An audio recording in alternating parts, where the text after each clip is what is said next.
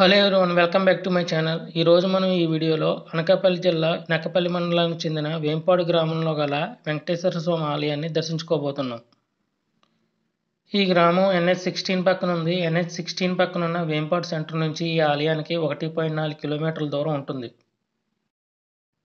ఈ ఆలయం వెనకాల చెరువు ఉంది. అక్కడ తెల్లగా కనబడుతున్న మండపంలో శ్రీ రామానుజాచార్యుల వారి విగ్రహం ఉంది.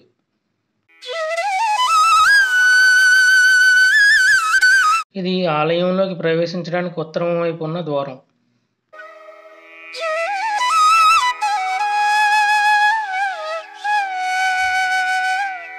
ముందు మనం మండపంలో ఉన్న రామానుజాచార్యుల వారి విగ్రహాన్ని ఒకసారి చూద్దాం. శ్రీ రామానుజాచార్యుల వారు తమిళనాడులో గల శ్రీపెరుంబదూరులో క్రీస్తు శకం 1017లో జన్మించారు. ఈయన విశిష్ట అద్వైతాన్ని ప్రతిపాదించారు. తిరుమల వెంకటేశ్వర స్వామి విగ్రహం శివరూపం, విష్ణు రూపం అని శైవులకు వైష్ణవులకు జరిగిన వాదోపవాదాలకు ఈయనే పరిష్కారం చూపించారు. ఈయన శరీరం 1000 సంవత్సరాల నుంచి తమిళనాడులో గల శ్రీరంగం ఆలయంలో ఎప్పటికీ భద్రపరచబడి ఉంది. రామానుజుల వారు పద్మాసనంలో యోగ భంగిమలో కూర్చుని ఇక్కడే తన శరీరాన్ని విడిచిపెట్టారు. ఆ కూర్చుని భంగిమలోనే ఇప్పటికీ ఆ శరీరం కనబడుతుంది.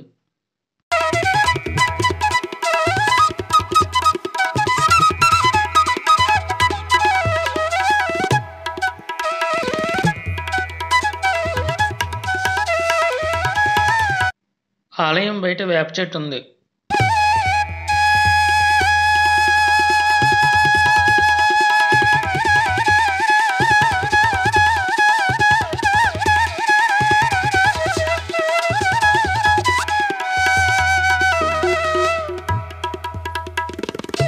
వేప చెట్టుకి పసుపు రాసి బొట్లు పెట్టారు. ఈ రోడ్డు అంతా వెళ్తే తర్వాత నెల్లిపూడి అనే గ్రామం వస్తుంది.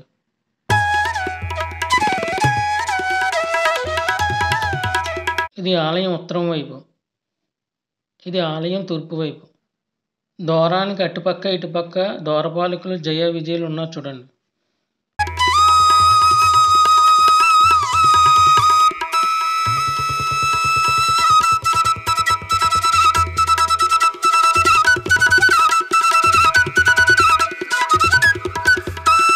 ఆలయం యొక్క మండపం పైన విష్ణుమూర్తి దశావతారాలు చెక్కారు. ఇది ఆలయం యొక్క ధ్వజస్తంభం.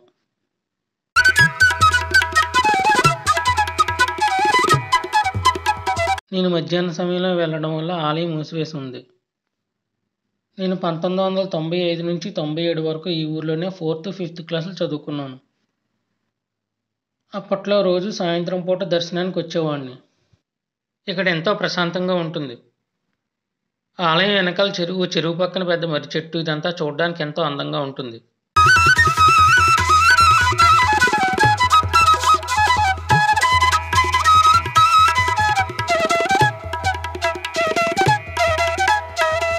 విష్ణుమూర్తి లక్ష్మీదేవిని వెతుక్కుంటూ భూమి మీదకి వచ్చి వెంకటాద్రి మీద ఉన్న ఒక చింత చెట్టు కింద పుట్టలో విశ్రాంతి తీసుకుంటున్నప్పుడు బ్రహ్మ గోవు రూపంలో వచ్చి పాలిస్తాడు కదా, ఆ పురాణ కథను ఇక్కడ చెక్కారు.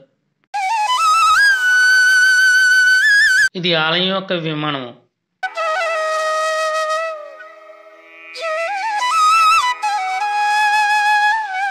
ఇక్కడ శిలాఫలకంపై ఆలయం గురించి రాశారు. ఏమి రాశారో చూద్దామండి.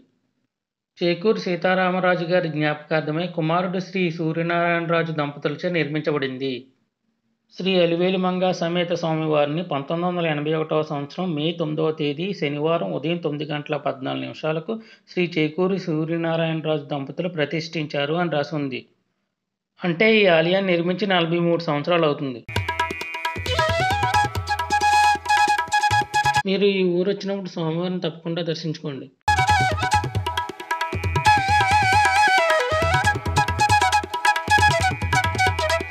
అంతేనండి ఈ ఆలయం యొక్క విశేషాలు. ఈ వీడియో కానీ మీకు నచ్చినట్లయితే లైక్ చేయండి, కామెంట్ చేయండి, సబ్స్క్రైబ్ చేసుకోవడం మాత్రం మర్చిపోకండి.